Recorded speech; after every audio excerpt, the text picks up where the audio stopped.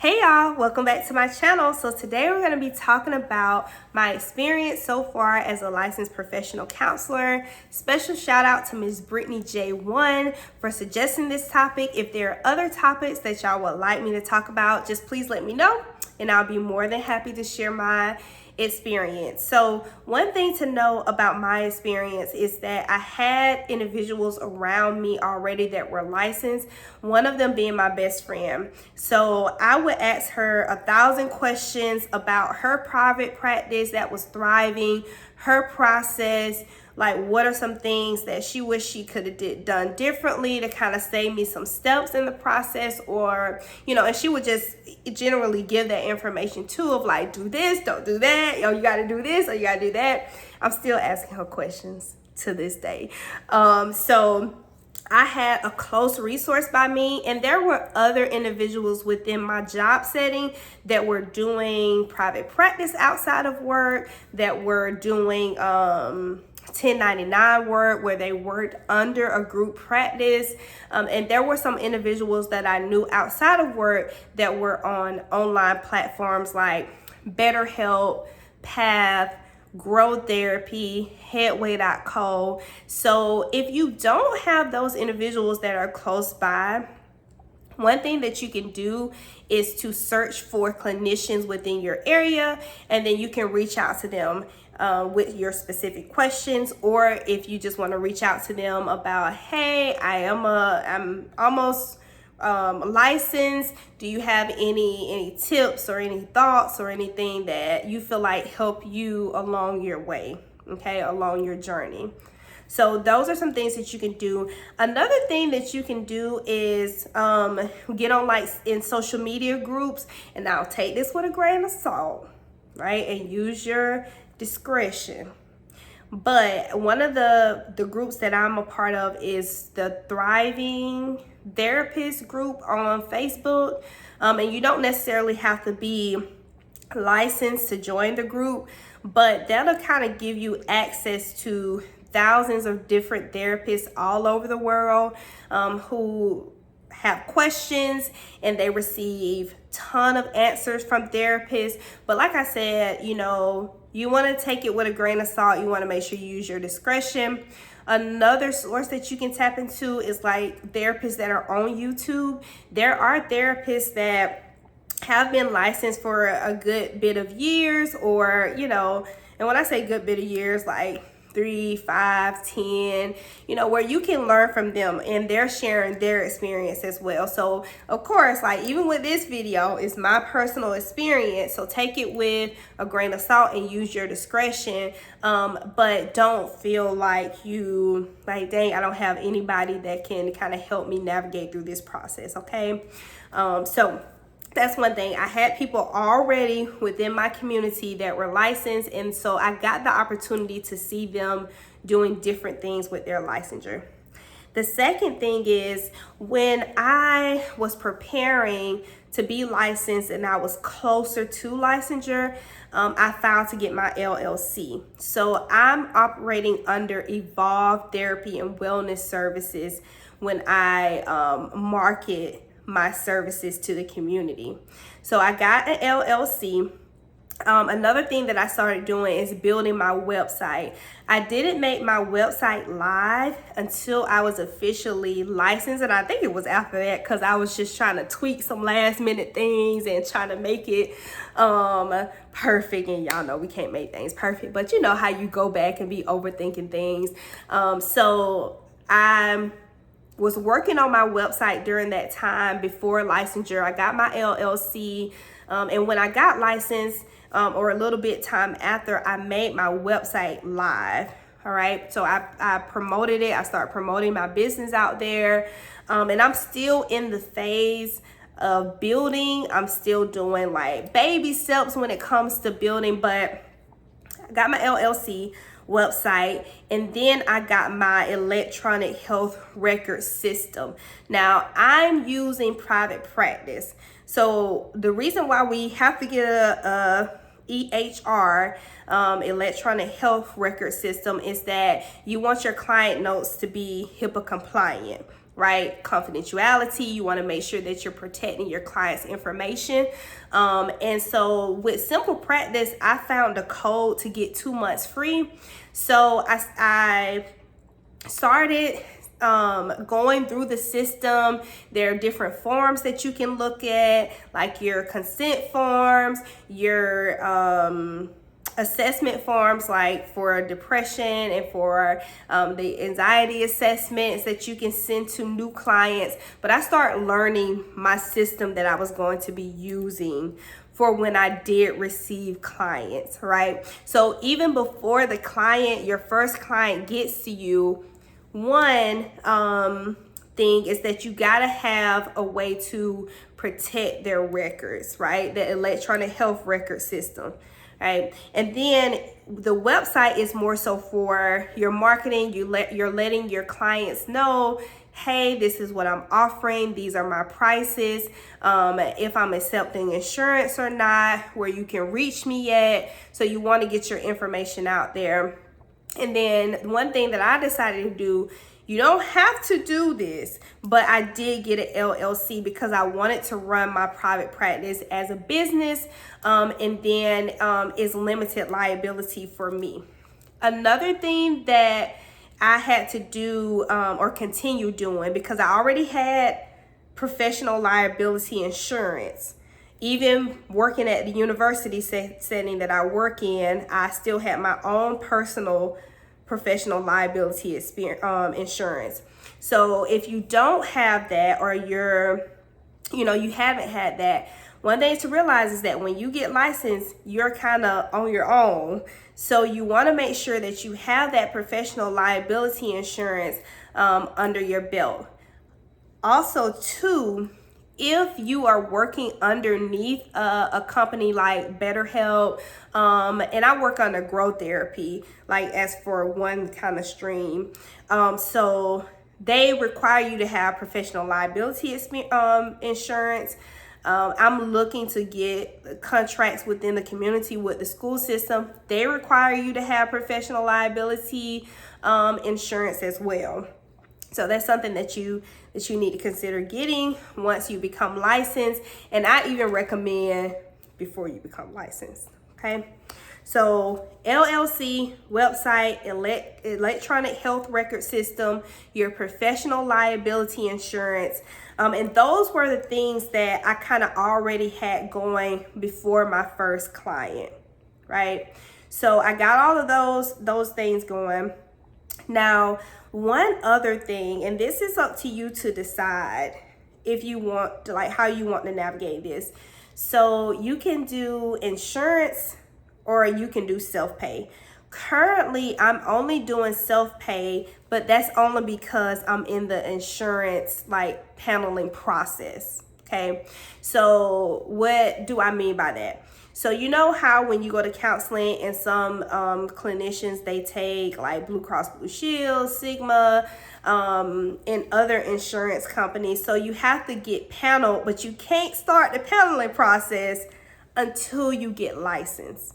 So you have to go through getting a NPI number. You have to put in applications for each insurance company. And then you have to wait until they basically approve for you to become a provider under that insurance company, right? So right now, when you go to my web page or my website, it's gonna have my self-pay rates. But I do let clients know that I do have a sliding scale and I'm in the process of becoming panel with insurance companies, okay? So it may be kind of like a length of time where you can market your services, but it may be only self-pay. That is for my LLC, where I am the only provider there. Now, I am a provider under Growth Therapy, and basically it's like a BetterHelp, but it's like another online mental health platform, okay? Now, through Growth Therapy, I got credentialed and paneled really quickly because Growth Therapy is already an established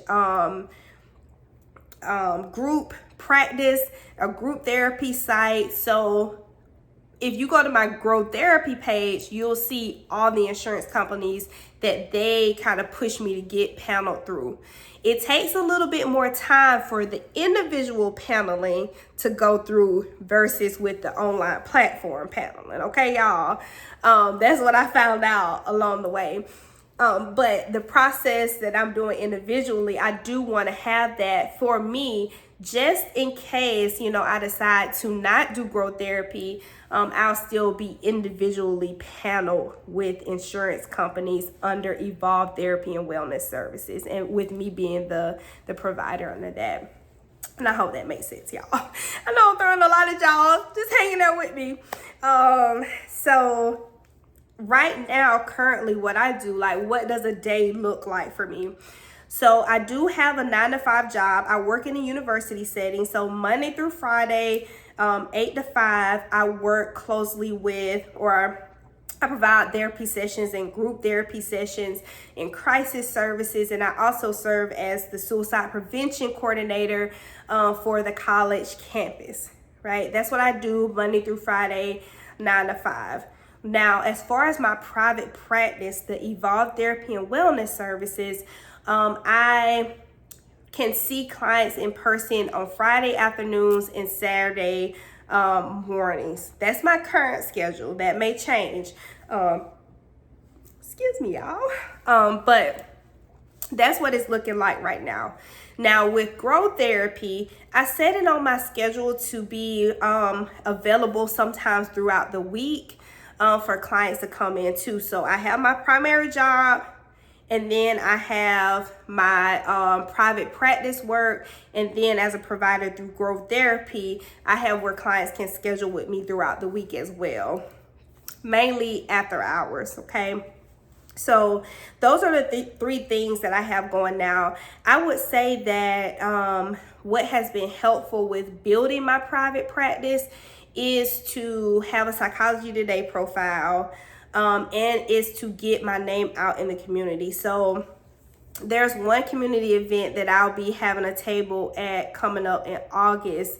And then one of the other things I plan to do is to just look for businesses and wellness centers that are already within the area to kind of put business cards there.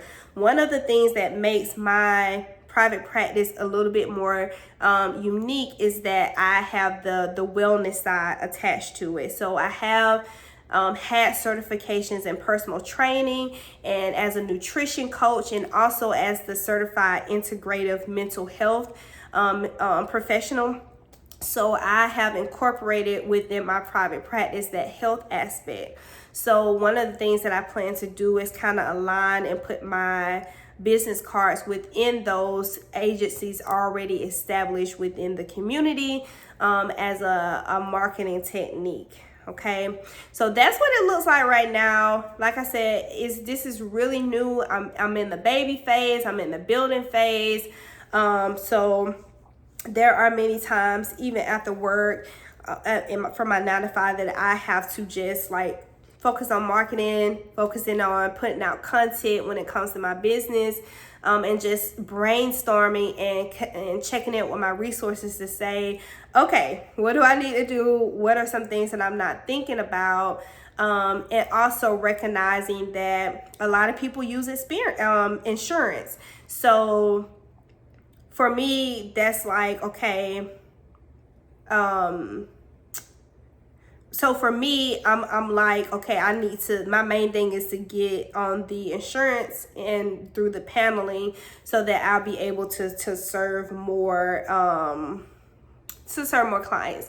And also too, like I said before, one thing that I am working on, I actually went to a meeting today about it, was being a contractor for the schools, like being a provider to be able to offer services to kids within the community at different schools within the community. So I have a lot of things kind of out there right now. So if it sounds like a lot, it's because I'm being intentional about trying to get my business out there and trying to see, okay, this works for me, this doesn't work for me. But I do feel extremely blessed to have had those individuals around me as I went through this journey. And if y'all want me to go in depth on a certain aspect of it, then just let me know. I can definitely do that, because I realize that it is a lot of information. But just kind of going back through everything one more time. Before I got licensed, I formed an LLC. I was working on my website. I made sure, that I renewed my malpractice and my professional liability insurance. And I made sure that I had an electronic health record system. And I would say, along with this, like, people do it different ways. But you just want to make sure that any way that the client contacts you make sure that it's HIPAA compliant, right? Make sure that you're protecting the client's information. So those were things that I did on the way to licensure, that I start working on, and that you can start working on pre-licensure, okay? And then once I got licensed, that's when I put in for my paneling. So I got my NPI number, and I start putting in applications to different insurance panels so that I can get insured, so that when clients come to me and they use a certain insurance, I can accept their insurance, all right?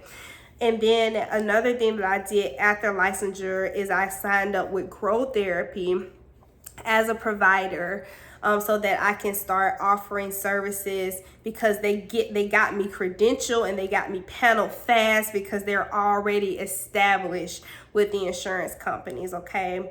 So those were things that I did after licensure, okay?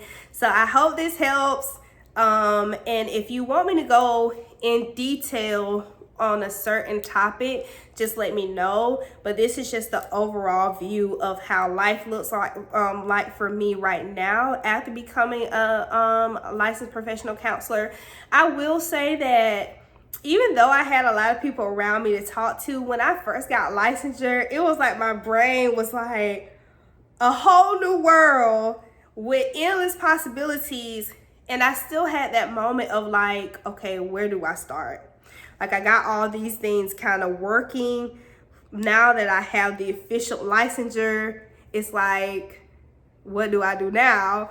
Like, where do I go? So I did have that moment of pause of like, okay, it's here. Now what? But like I said, there are different things that you can go into. You can start a private practice. You don't have to start a private practice. Some jobs some jobs you can have where you do like community work, but they just require someone from, they just require a licensed mental health professional. Like, you don't have to be in that one box of having a private practice. That's just what I decided to do. There are jobs that you can go into, and there are group practices that you can go under that are already established, and you just come in as a provider. Or you can go on an online platform and become one of their providers for an already established online platform, okay? After you get licensed, it's really up to you. So I would just say, just sit down and think about, what do I want my life to look like? What do I want my career to look like?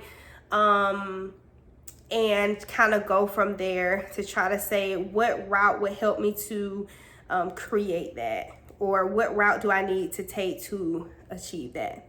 I hope this has been helpful, y'all. Bye.